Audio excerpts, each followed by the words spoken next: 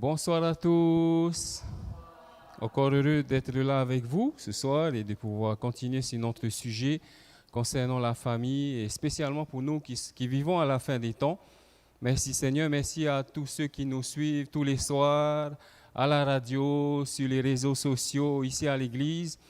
C'est un plaisir d'être là avec vous et aussi de vous voir, nous suivre sur les réseaux sociaux. Donc il y a une bonne participation.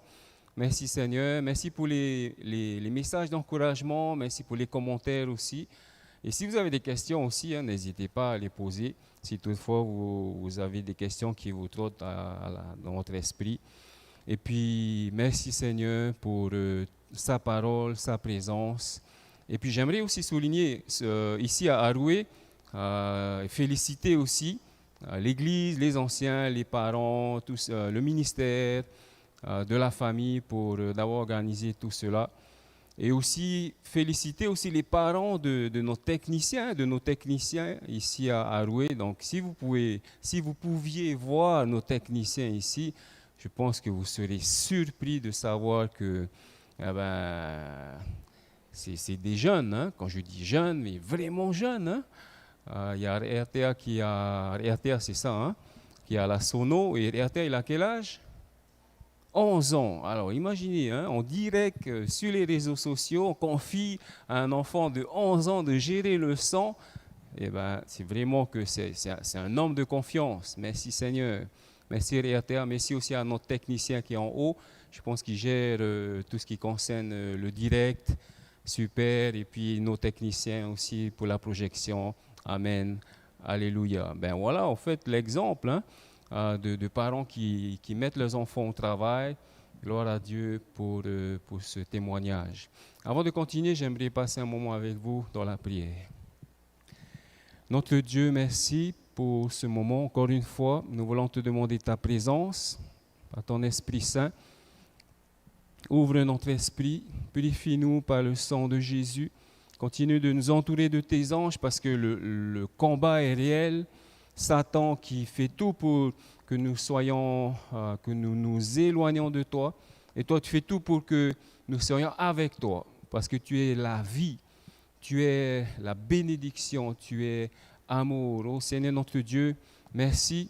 Gloire à toi. Et nous voulons te prier au nom de Jésus, notre Sauveur bien-aimé. Amen. Notre thème de cette semaine, mon foyer, un coin du ciel sur la terre. Nous avons vu rappeler comment faire de notre foyer un coin du ciel sur la terre, vraiment avoir Dieu comme base, le mettre en premier, passer du temps avec Dieu, mettre en application ce qu'il nous apprend. Et j'espère que, j'aimerais aussi lancer un appel, peut-être que à la maison, il y a certainement un coin qu'on aimerait peut-être nettoyer, laver, mais qu'on laisse, on va dire, à un autre jour, à un autre dimanche, à un autre lundi, à un autre... Eh bien, je vous invite à prendre le temps, peut-être impliquer vos enfants aussi, parce que nous voulons faire de notre maison un foyer. Le foyer qui est à l'image de Dieu, ce n'est pas simplement un foyer où, ok, on est heureux, on est joyeux, mais c'est un foyer aussi qui est ordonné, qui est propre. C'est un foyer où on a ce souci, en fait, d'avoir les choses à leur place. Cette semaine, je voulais me focaliser avec ma femme sur la semaine de famille, et donc je suis à la maison. Et j'ai profité aussi de ce moment-là parce que, comme je disais, il y a des endroits où ça fait des mois que ça n'a pas été nettoyé. J'ai profité aujourd'hui de nettoyer ces endroits-là afin que ça soit clair dans la tête. Et on est heureux aussi quand on sait qu'enfin, on a fait ce pas-là. On a toujours voulu nettoyer ce petit coin du placard, ce petit coin dans le garage, ce petit coin peut-être dans les toilettes, etc. Le plafond qui n'a pas encore été nettoyé. Tout ça, ça fait partie des principes à appliquer pour que notre foyer soit un coin du ciel sur la terre. Et après, on est heureux. Attention, j'aimerais aussi vous rappeler, Rappelez-vous ce que Dieu a fait. Il a étalé son travail sur la semaine. Donc, ne vous tuez pas en un jour. Étaler ça, je ne sais pas moi, sur un mois, c'est aussi bien. Hein? En fait, si c'est un plafond, ben, vous allez compter, vous allez diviser les lattes par le nombre de jours. Hein? Aujourd'hui, vous allez faire 2 lattes. Hein? Je ne sais pas si on appelle ça des lattes. Allez, 2, 3 lattes. Demain, 2, 3 lattes. Et à la fin du mois, ça y est, le plafond, il est propre. Hein? Et en plus, vous ne vous serez pas autant fatigué, on va dire. Hein? Et voilà. Et pour toutes les autres choses encore, eh ben, nous devons le faire. C'est un devoir. Hein? Si vous lisez les paroles de l'Esprit de prophétie, j'aimerais vous encourager aussi, parce qu'on ne pourra pas tout couvrir, à lire bien sûr la parole de Dieu et aussi les conseils de l'Esprit de prophétie dans le livre Foyer chrétien. Elle dit en fait, rien que pour laver le linge, faire la vaisselle, il faut que ce soit un plaisir. Alors je vous avoue, pendant longtemps, ce n'était pas un plaisir pour moi de laver la vaisselle. Hein? Mais aujourd'hui, merci Seigneur, je prends plaisir à laver la vaisselle. Dieu a changé mon cœur. C'est pareil pour nous aussi. Il faut réellement qu'on puisse aimer le travail. Les enfants, les jeunes, aimer travailler. C'est un caractère, c'est une caractéristique des enfants de Dieu. Les enfants de Dieu sont travailleurs. Quand vous lisez dans la Bible, vous voyez comment est-ce que les enfants sont travailleurs. D'ailleurs, lisez l'histoire d'Abraham dans l'esprit de prophétie. Vous verrez combien Abraham n'était pas simplement quelqu'un d'agréable, aimable, gentil, mais c'était un grand bosseur.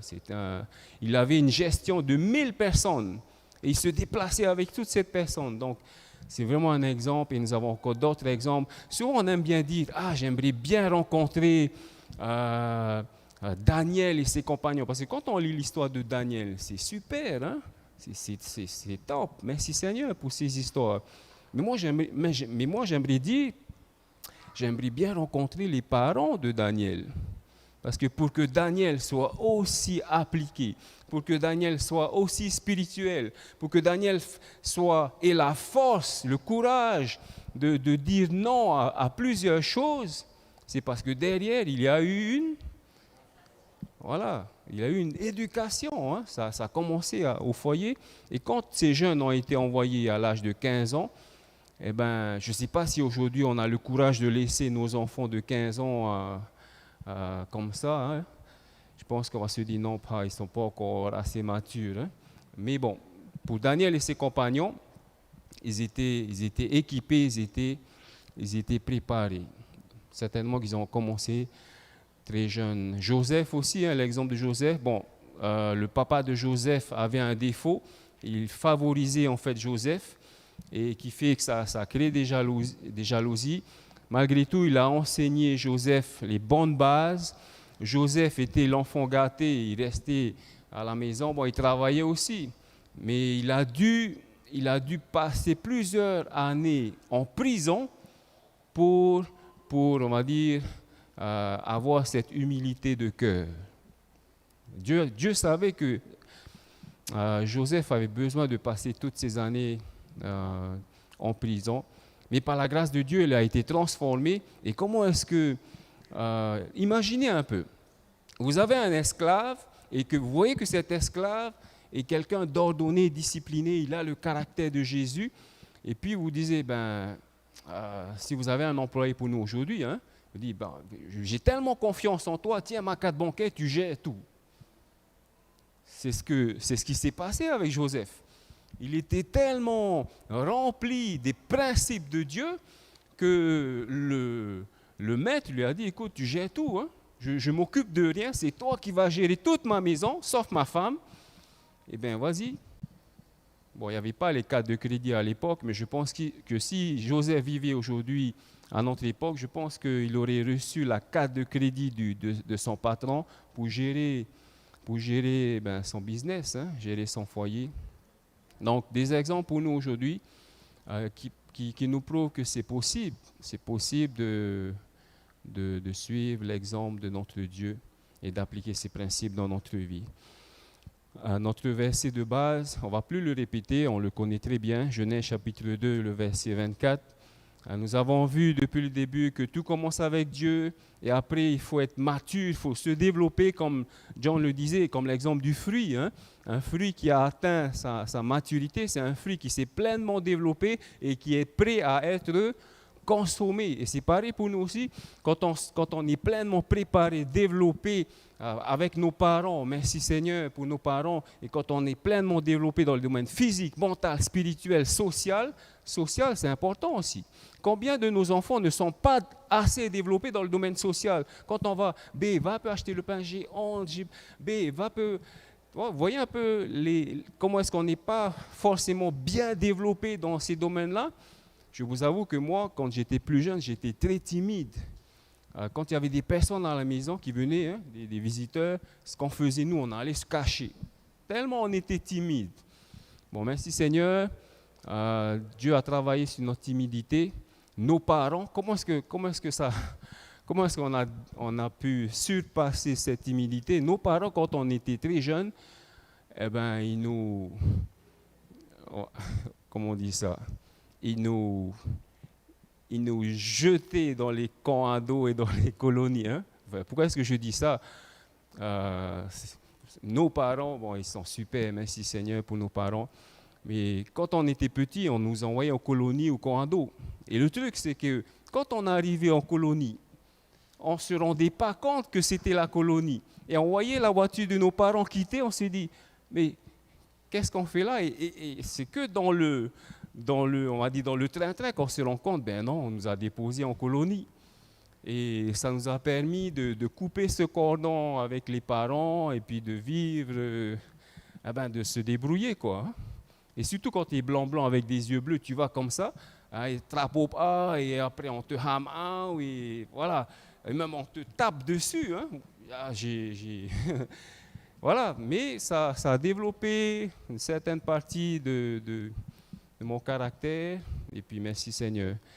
Et nous avons ce rôle en tant que parents, bon, pas de larguer nos enfants comme ça aussi, il faut quand même les préparer, et puis afin que nous puissions être des personnes mûres pour pouvoir être des parents responsables. J'aurais vraiment souhaité être un papa plus responsable, un mari plus aimable, mais voilà, c'est la vie, c'est comme ça. Merci Seigneur pour sa grâce qui nous permet, qui nous donne chaque jour afin d'essayer et d'essayer encore. Amen. Donc j'aimerais aussi encourager peut-être ceux qui nous suivent aussi sur la radio, les réseaux sociaux. Peut-être que vous vous dites que j'ai essayé plusieurs fois et j'ai envie d'abandonner. Je suis fiu de moi-même, fiu de mes défauts de caractère.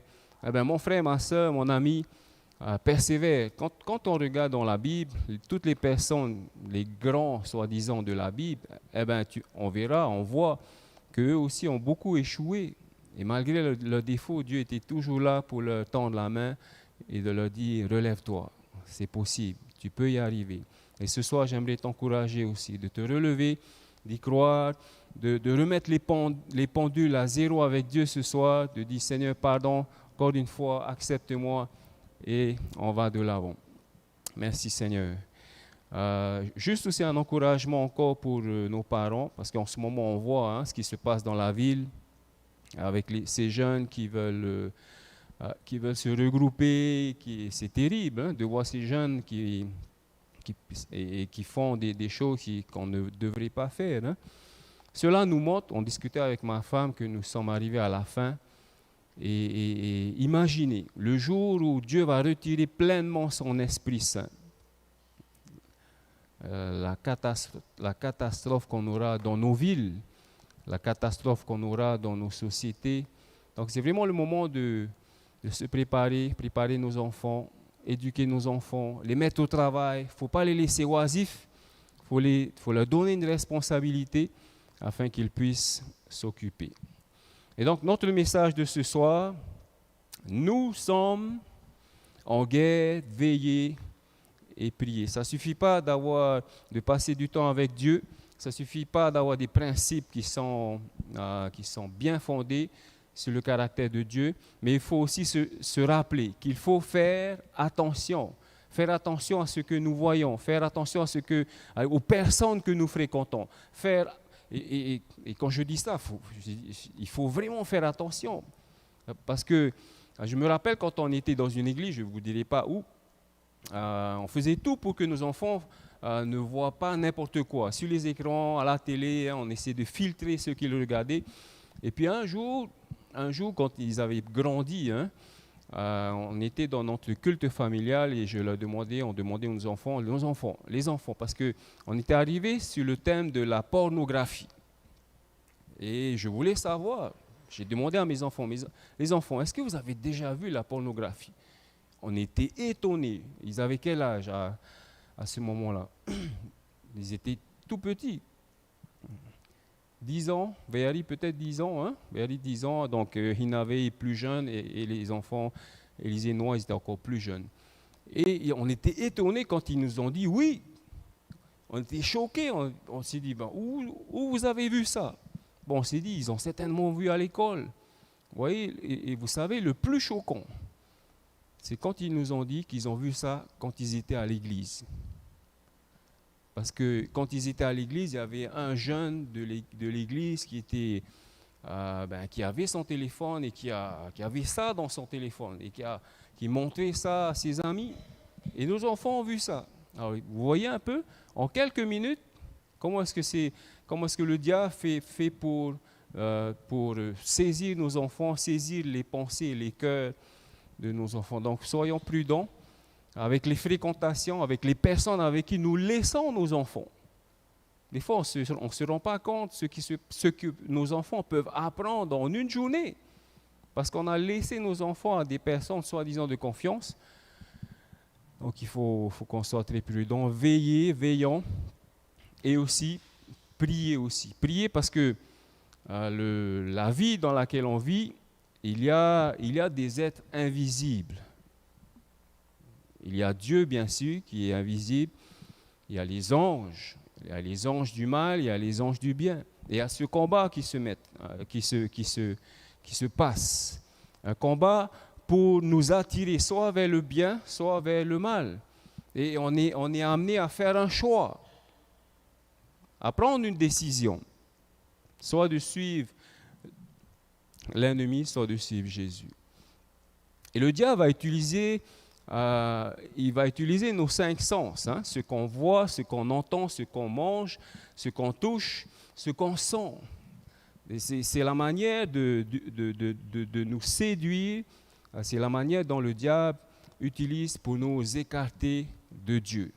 Et surtout à travers ce qu'on voit. Et ce soir, j'aimerais qu'on puisse revenir sur l'histoire de la chute. Parce que dans l'histoire de la chute, on verra et on reverra que le diable utilise vraiment ce qu'on voit pour nous amener à lui obéir. Alors, j'aimerais commencer par une question. Dieu n'a-t-il pas prévenu Adam et Ève des dangers de l'ennemi? Est-ce que Dieu a prévenu Adam et Ève que Satan existe, que l'ennemi existe? Est-ce que nous avons dans la Bible, dans la parole de Dieu, des textes qui nous disent que Dieu a prévenu Adam et Ève de l'ennemi? Oui, mais pas directement.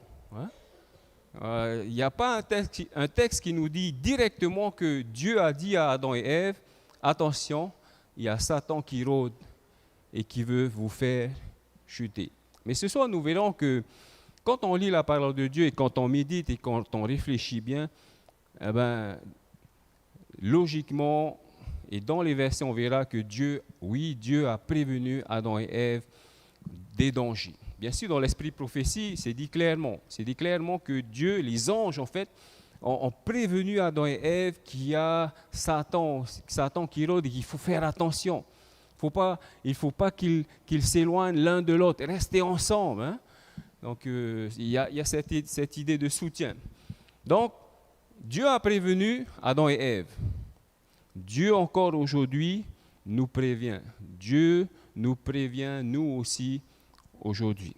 Alors, j'aimerais retourner avec vous dans Genèse chapitre 3 et le verset 3. On va lire ensemble. 3, 4.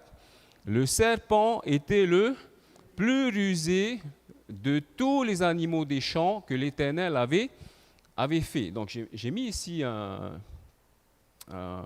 comment on dit ça,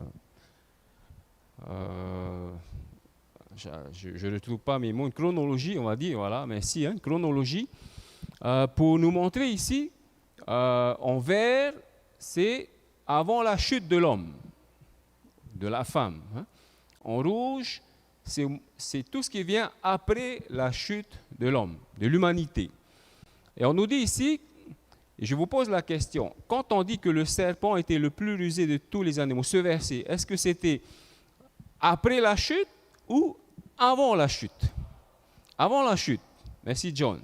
Donc, quand on nous dit ici que le serpent était le plus rusé, est-ce que à ce moment-là, il y avait le péché?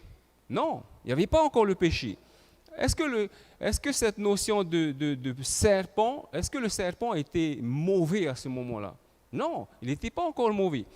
Et donc, on devrait, si vous lisez dans d'autres versions, on nous dit que le serpent était le plus prudent. Et dans d'autres versions, on nous dit qu'il était le plus sage. Et si je ne me trompe pas, en tahitien aussi, on dit qu'il y a le mot pari. Hein? Donc, pari, c'est sage. Hein? Donc, on nous dit que le serpent était le plus sage. C'était au moment où Adam et Ève n'avaient pas encore chuté. Aujourd'hui, j'imagine que s'il y a un serpent qui entre dans l'église, tout le monde saute sur le banc, tout le monde court devant s'il est derrière, hein, parce qu'on a horreur du serpent. Mais à l'époque d'Adam et Ève, est-ce que c'était le cas? Non. Quand on dit que le serpent était le plus sage, certainement, hein, plus beau, mais dans le serpent, il y a quelque chose qui fait que le serpent était au-dessus de tous les animaux, d'une certaine manière. Peut-être dans sa beauté, peut-être dans sa manière d'être, mais en tout cas, la Bible nous dit que le serpent était le plus sage. Vous voyez un peu la technique du diable. Il a choisi l'animal le plus magnifique, le plus sage, le plus prudent. Voilà comment est-ce que l'ennemi fait. Il va utiliser des choses dans notre vie. Il ne va pas utiliser des choses qui sont sales, pas tellement attirantes. Il va utiliser des choses qui attirent vraiment l'attention. Et c'est ce que le diable a fait. Et c'est pour ça qu'on nous dit ici, le serpent était le plus rusé de tous les champs que l'Éternel avait fait. Donc on a maintenant une autre image de ce serpent. Je vous avoue qu'avant ça, quand je lisais ce passage, tout de suite je me rusé, waouh, hein, j'avais un esprit négatif déjà. Quand je lisais ce passage, je rusé, waouh, c'est pas bien, hein, c'est négatif. Alors que non, on devrait se mettre à l'esprit que quand Ève a vu le serpent, il n'y avait aucune barrière, il n'y avait aucun dégoût. Au contraire, il y avait de l'attirance. Parce qu'on nous dit que le serpent était le plus sage, le plus prudent du jardin. Et donc, quand on voit Ève marcher dans ce jardin, se retrouver en face de l'arbre de la connaissance du bien et du mal, et qu'elle voit le serpent, est-ce qu'elle prend la fuite? Non, parce qu'à ce moment-là, elle voit un animal qui, parmi tous les animaux, est un animal qui est extraordinaire. Elle dit, waouh! Oui, hein, ça, quand on lit dans l'esprit de prophétie, hein, on comprend qu'il volait, hein, et qu'il avait plusieurs couleurs qui attiraient. Et donc, quand elle voit ce serpent, mais dans la Bible, on ne voit pas tout ça, mais on verra dans les détails que ça devait vraiment être un animal incroyable. Donc, on voit déjà ici, on voit que ce serpent, ce n'était pas n'importe qui. En tant qu'animal, c'était un animal qui était attrayant, de par sa nature, de par sa présence. Et quand Ève se retrouve devant ce serpent, elle n'est pas repoussée. Au contraire, elle est attirée, elle est intriguée de savoir, de voir, de se dire, mais que fait ce serpent, ce bel animal, sur l'arbre de la connaissance du bien et du mal? Ok, ça va jusque-là? Donc c'est bien, comme ça on fait déjà un bon pas pour pouvoir comprendre la parole de Dieu. Deuxième question que j'aimerais vous poser. Pourquoi est-ce que l'ennemi utilise une apparence différente? Pourquoi est-ce que Satan n'est pas venu directement et lui dit, vous savez, Ève, Dieu dit n'importe quoi, hein? Vous pouvez être des dieux, vous pouvez manger du fruit. Pourquoi est-ce qu'il n'est pas venu directement se montrer dans son état glorieux devant Adam et Ève?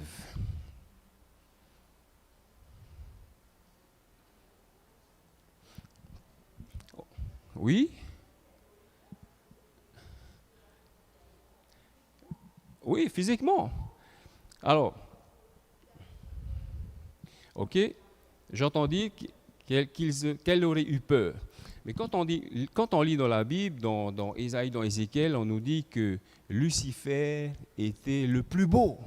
Donc, s'il était venu dans sa pleine nature, elle aurait dit, waouh, hey, Lucifer, hein, c'est magnifique, hein, tu as vraiment de la chance d'avoir été créé comme ça. Super, merci. Mais c'était pas parce que, c'était pas la raison, je pense, hein. Justement, je pense que ça rejoint la question que je vous ai posée au début. Vous vous rappelez de la question? Dieu n'a-t-il pas prévenu Adam et Ève des dangers? Vous savez, quand tu préviens quelqu'un et que cette personne elle est au courant, est-ce que tu vas aller te présenter comme ça directement? Tu dis, hey, c'est moi. C'est moi que, tu vois, la personne dont on parle là, c'est moi. Non, non. Tu vas tout faire pour te dissimuler derrière quelque chose, un animal, et là, dans notre cas, c'était un animal, parce que tu sais très bien que les personnes que tu veux séduire ont été prévenues. Donc voilà dans le texte, ce qui nous montre que Adam et Ève ont été prévenus. Satan était obligé d'utiliser une autre apparence afin de pouvoir tromper Adam et Ève. Ça va jusque-là? Donc Dieu a bien prévenu Adam et Ève des dangers. Satan a été forcé d'utiliser ce plus beau, ce plus bel animal que Dieu a créé. Que Adam et Ève, elle voit cet animal, elle est touchée par la beauté de cet animal et elles ne se rendent pas compte que derrière ça, il y a l'ennemi. Donc, le premier principe à retenir, la méthode du diable. Le diable se cache derrière quelque chose qui plaît, qui attire, qui flash. Ça, c'est la méthode du diable. Et encore aujourd'hui, quand on voit, et on va voir les manières du diable, ça n'a pas changé. Le Satan qu'il était à la Genèse est encore le même Satan qu'il est aujourd'hui. On continue notre lecture. Genèse chapitre 3, le verset 3, on nous dit « Le serpent était le plus rusé de tous les animaux des champs que l'Éternel Dieu avait fait. Il dit à la femme, Dieu a-t-il réellement dit ?» Donc quand quelqu'un pose cette question, qu'est-ce qu'il veut mettre dans la pensée de la personne? Le doute, hein? Quand tu dis, tu es sûr de ce que tu dis? Maintenant que tu me dis, je ne savais pas penser à ça. Hein? Ça y est, il y a le doute qui est entré dans sa pensée. Donc Satan veut semer le doute dans la pensée d'elle. Donc il dit à la femme, Dieu a-t-il réellement dit, vous ne mangerez pas de tous les arbres du jardin, alors que Dieu n'avait pas dit tout. Hein? Il sait très bien, vous voyez un peu comment est-ce qu'il déforme la parole de Dieu? Est-ce qu'aujourd'hui, il n'y a pas des personnes qui déforment la parole de Dieu pour nous tromper? Si, c'est pour cela que c'est important d'avoir sa propre Bible, c'est important de lire de ses propres yeux. Oui, on vient écouter. Amen, pasteur. Mais attends, je lis. Pasteur, tu es sûr? Je ne vois pas ce que tu dis là-dedans. Hein? Donc, il faut vérifier ce qu'on nous dit, ce qu'on nous enseigne. Parce que le diable, il va utiliser la parole de Dieu, il va tordre, il va déformer afin de nous tromper, de mettre le doute dans notre pensée. Donc la première méthode, Satan se cache derrière ce qui plaît, ce qui est flash. Et puis, il va engager une réflexion. Il va commencer à te dire, ce que tu as appris là, quand tu vas à l'église, tu es vraiment sûr? Parce que moi, quand je te... Et ça, lis un peu ça. Après, tu lis, ah ben ouais, j'avais jamais lu ça, hein. Waouh, ça y est, on a engagé une réflexion. Si on ne suit pas les principes qu'on a appris depuis le début, Dieu d'abord, sa parole, se remplit de la parole de Dieu. Le jour où on rencontre des gens, on nous dit, mon frère, lis un peu ça, il y a une mauvaise nouvelle, la parole de Dieu, elle est vraiment pleine d'erreurs. La parole de Dieu, elle est vraiment, voilà, on peut nous raconter plein de choses. Et quoi, j'avais jamais entendu ça. Et ça y est, une graine est semée. Et Satan met le doute. Et quand le doute arrive dans le cœur, c'est pas facile. Hein? Bon, il y en a pour qui on arrive facilement à mettre le doute de côté. Mais beaucoup de nos frères et sœurs, de nos jeunes, n'ont pas cette maturité encore peut-être de pouvoir affronter le doute, de pouvoir dire non, Dieu a dit, c'est comme ça, et nous obéissons à notre Dieu. Satan met le doute. On continue notre lecture. Genèse chapitre 3, le verset 2, on nous dit, la femme répondit au serpent, nous mangeons du fruit des arbres du jardin. Verset 3, mais quant au fruit de l'arbre qui est au milieu du jardin, Dieu a dit, vous n'en mangerez point et vous n'y toucherez point de peur que vous ne mourrez. Donc on voit ici une différence. Hein? Ève a dit, il ne faut pas toucher. Hein? Alors que quand on lit avant, on n'a pas ce détail-là. Mais il faut se rappeler qu'à ce moment-là, c'est encore dans le monde parfait. Elle n'a pas encore péché. Donc, elle n'invente pas. Et quand vous lisez dans l'esprit de prophétie, elle précise que vraiment, ce détail est vrai. Dieu a dit, il ne faut pas toucher aussi. On continue. Verset 4. Alors le serpent dit à la femme, vous ne mourrez point. Il continue dans son doute, hein. Il va aller plus loin maintenant. Okay? On vous a dit que vous allez mourir. Moi je dis, vous n'allez pas mourir. Et ce qui est comment on dit ça, ce qui est encore plus fort dans ce que Satan va faire, c'est que Satan, il aime bien jouer avec ce qu'on voit. Parce que quand on nous dit des choses, c'est une chose, hein, quand on nous lance des paroles, mais quand on voit la chose, là, c'est un autre niveau. Vous vous rappelez quand Jésus a dit à la fin des temps, hein, on vous dira Jésus est par ci, Jésus est par là. Jésus a dit, n'y allez pas, de peur que vous soyez séduits. La tentation sera tellement forte que quand on va voir ces choses, on va se dire, waouh, c'est vraiment top ici. Hein? Il y a vraiment l'Esprit de Dieu ici. Alors, on va continuer le verset 5. Mais Dieu sait que le jour où vous en mangerez, vos yeux s'ouvriront et que vous serez comme des dieux connaissant le bien et le mal. Bon, aujourd'hui, on sait qu'il y a beaucoup de croyances qui enseignent que quand on meurt, notre âme, elle continue à vivre. Et puis, il y a le cycle de la vie qui continue. On devient, pour certaines personnes, croient qu'on est réincarné en soit un animal ou une plante, etc. Et c'est exactement le mensonge de Satan. Il dit, vous n'allez pas mourir. C'est comme s'il disait, votre âme va continuer à vivre, hein, même si on vous enterre, vous allez directement au ciel, etc. Vos yeux s'ouvriront.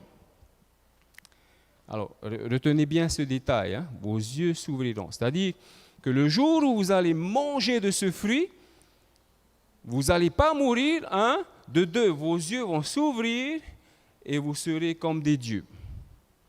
Regardez ce que Satan va faire pour... c'est comme les commerciaux, hein. Quand ils viennent avec un appareil, ils vous disent « Regarde cet aspirateur, ça aspire bien. Hein? » Ils disent « Waouh, ça aspire vraiment bien, j'achète. Tu peux payer en 20 mois. Hein? » Enfin, je ne sais pas comment, mais en tout cas, il y a une mise en pratique. Hein? Il y a une preuve que ce que je te dis, voilà, c'est là. Et c'est ce que Satan va faire. Il va dire, vous n'allez pas mourir, vos yeux vont s'ouvrir et vous serez, votre niveau Ça va passer de là où vous êtes à là, à Dieu. Regardez ce que le diable a fait. On va revoir d'abord nos principes. Le diable, la méthode du diable se cache derrière quelque chose qui plaît. Il engage la conversation, une réflexion. Il met le doute. Okay? Quand on dit met le doute, il va nous attirer vers une autre façon de comprendre les choses. On dit, waouh, j'avais jamais entendu parler de cette doctrine. J'avais jamais entendu parler de... Et on commence à s'éloigner. On veut comprendre ces choses-là. Il met le doute et là, boum, il va détruire notre confiance en Dieu. On va voir comment est-ce que Satan va détruire la confiance d'Adam et Ève en Dieu. Lisons ensemble le verset 6. Ensemble, avec ceux qui nous écoutent sur les réseaux sociaux. 3, 4. La femme vit que l'arbre était bon à manger et agréable à la vue et qu'il était précieux pour ouvrir l'intelligence. Elle prit de son fruit et en mangea et elle en donna aussi à son mari qui était auprès d'elle et il en mangea. Question. Est-ce que vous avez déjà aimé quelque chose que vous n'avez jamais goûté? Non, incroyable. Il y a des personnes, ils arrivent à dire, waouh, c'est bon à manger, agréable à la vue et précieux pour ouvrir l'intelligence. C'est rien qu'en voyant. J'ai dit, vous voyez un peu? Et c'est ce qui s'est passé. Non seulement ce serpent, il est beau, c'est le plus gentil, c'est le plus sage, il vient. Et quand Ève voit le serpent, le serpent fait quelque chose qui fait que Ève voit et elle dit « Wow, c'est bon à manger, c'est agréable à la vue et c'est précieux pour ouvrir l'intelligence. » Alors, question, qu'est-ce qui a fait que Ève s'est dit tout ça? Qu'est-ce qui a fait que Ève s'est dit tout ça en voyant, en regardant, elle dit « Wow, c'est vraiment bon à manger, c'est vraiment agréable à la vue et c'est en plus, c'est précieux pour passer d'une étape normale à une étape élevée. C'est précieux pour ouvrir l'intelligence. Vous vous rappelez quand il a dit « Vous serez comme des dieux » Il a dit « Vous allez de là, vous allez passer à là. Vous serez comme des dieux. Votre intelligence sera supérieure. » Rien qu'en voyant. Dites-moi, comment est-ce que Ève a pu en arriver là dans sa réflexion? Vous vous rappelez, elle a réfléchi. Hein, le diable a mis le doute et là, elle commence à réfléchir. Oh. Ben, c'est vrai. Hein? Et rien qu'en voyant, parce qu'on nous dit, elle vit. Et c'est ce qu'elle a vu qui a fait qu'elle a compris que c'était bon, c'était agréable et que c'était précieux. Si vous allez chez Hilaire, hein? Vous allez chez Hilaire, il y a quelqu'un qui est déjà là, vous, un frère de l'église ou une sœur. Vous allez dire, ma sœur, ça va? Et vous voyez sur sa table, il y a un beau gâteau. Et vous vous dites, waouh, c'est bon à manger, c'est agréable à vivre, en plus, ça rend intelligent. Pourquoi est-ce que vous allez dire ça? Elle est déjà à table et qu'est-ce qu'elle fait? Elle est en train d'apprécier le gâteau. Elle dit,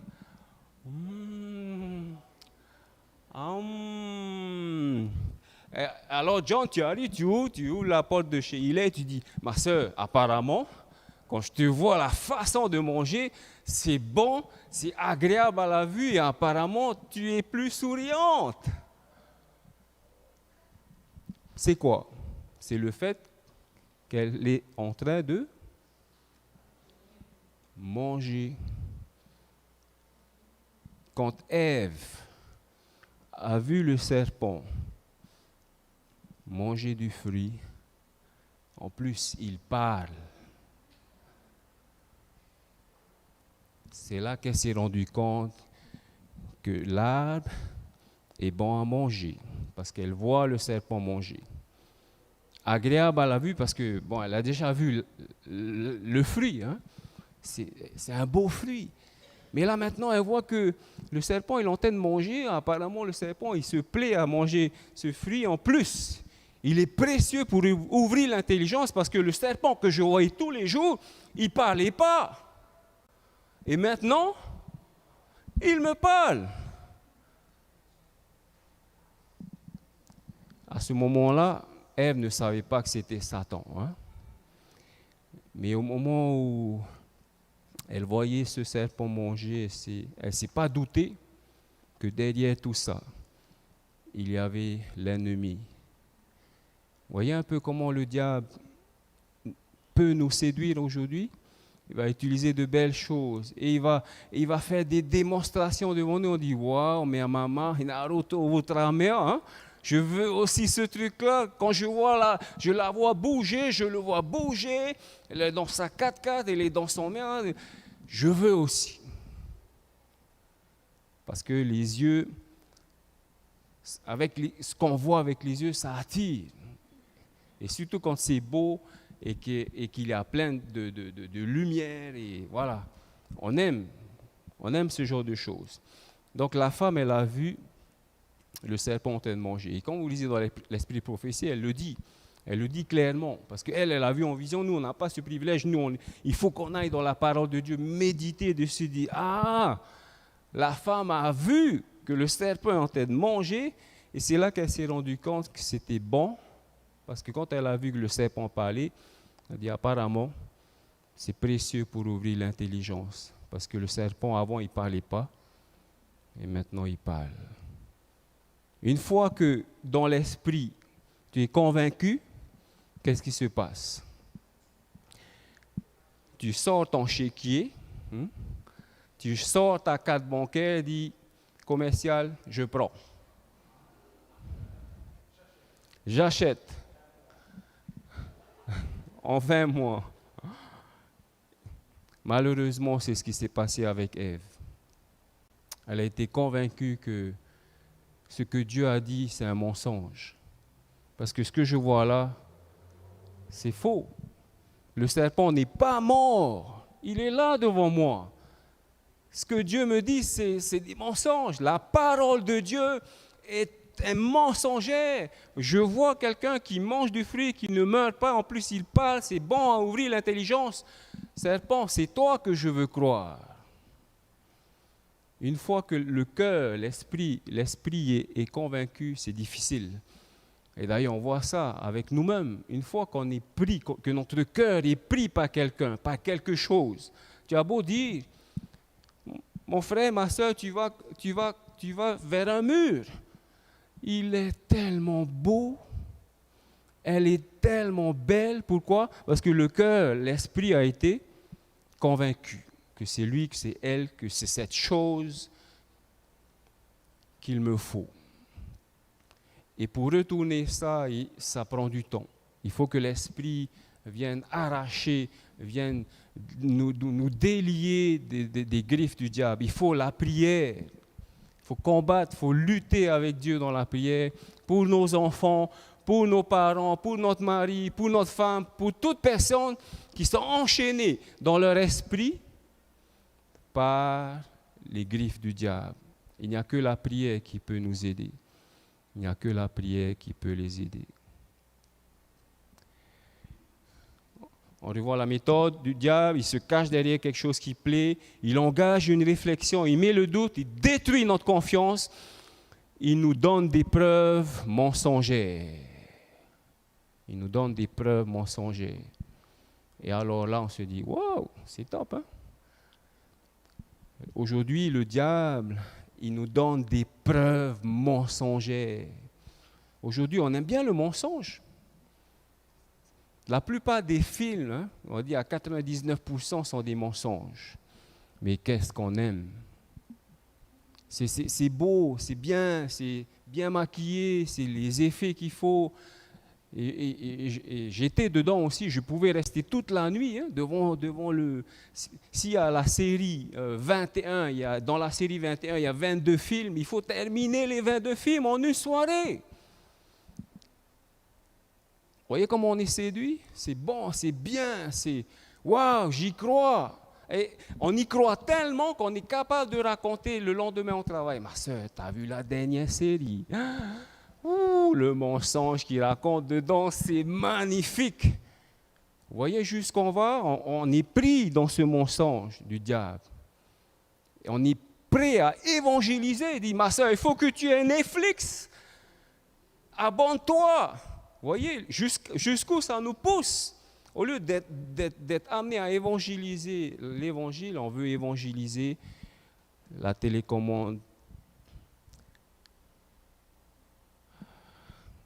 Et voilà, des séries qu'on aime, hein, des séries et pourtant, c'est que du mensonge. Hein. Apparemment, on aime le mensonge. Et voilà. Et aujourd'hui, on a le choix. Hein. Tu peux passer ta vie devant l'écran, il y aura toujours quelque chose à regarder. Satan, il ne s'arrête pas d'inventer des choses. Satan ne s'arrête pas de créer des choses pour occuper notre esprit, nous enseigner des choses afin de nous détourner de la parole de Dieu. Parce qu'il sait que Jésus revient bientôt. Et donc, il va l'utiliser. Bon, bien sûr, on peut faire de bonnes choses avec Facebook. Hein, donc, on a qui regardent la parole de Dieu ce soir. Merci Seigneur. Il y en a qui sont sur YouTube. Il y en a qui sont sur la radio. Merci Seigneur pour ces outils. Donc, on peut utiliser ces outils pour évangéliser. On peut utiliser, ça c'est quoi ça? Ça c'est YouTube, ça c'est Instagram, ça c'est TikTok. Il y en a qui utilisent TikTok pour évangéliser. C'est vrai qu'il y en a qui disent, ah non, TikTok c'est Satan. Hein. Bon, c'est vrai, il y a beaucoup de Satan dessus. Hein.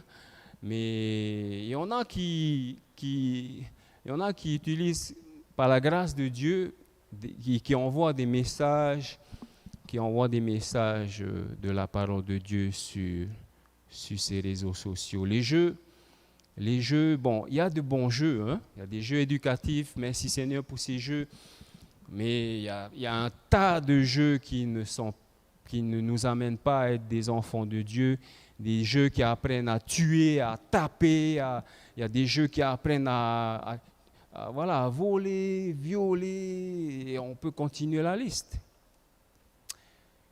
Et ces jeux-là deviennent des éducateurs pour nous déjà, hein, parce qu'il faut l'avouer, il y a des parents qui sont aussi mordus dedans, et aussi pour nos enfants. Et le diable va utiliser, il va faire la promotion, hein, comme avec l'aspirateur, hein, il va faire la promotion. C'est pour ça qu'on a inventé la publicité, parce qu'on sait, plus on répète quelque chose, plus on se dit, hey, tu te rappelles la publicité? Non, on ne se dit pas ça. Hein. On sait que dès qu'on a faim, je me rappelle d'une publicité, hein, c'était bon, etc. Et on peut continuer la liste. Tout ce qu'on voit, Satan va influencer notre esprit. Et il va nous convaincre de certaines choses. Et on se dit, c'est ça qu'il me faut. C'est cette chose qu'il me faut. Je veux cette voiture, je veux... Voilà, cette personne, je veux être comme ci, je veux être comme ça, etc.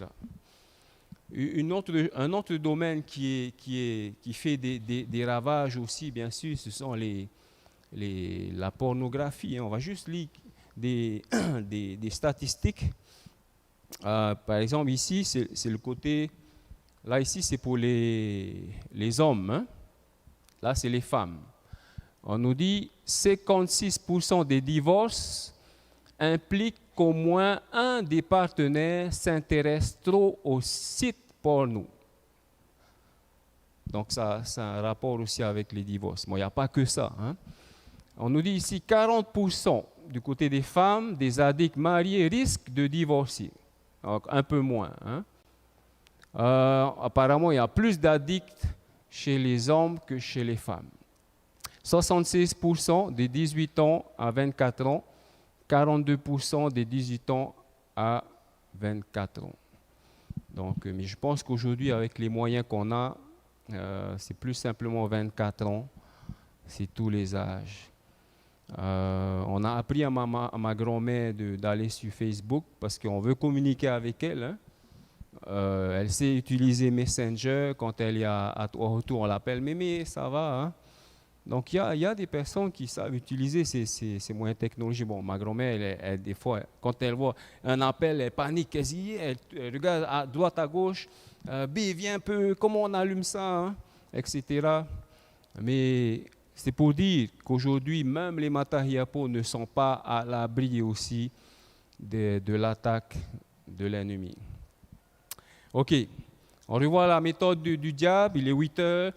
Se cache derrière quelque chose qui plaît, il va commencer à engager une réflexion, il va mettre le doute, il va casser notre confiance en Dieu, il va nous donner des preuves que son mensonge est vrai. Enfin, mensonge vrai, il n'y a pas de vrai mensonge, hein?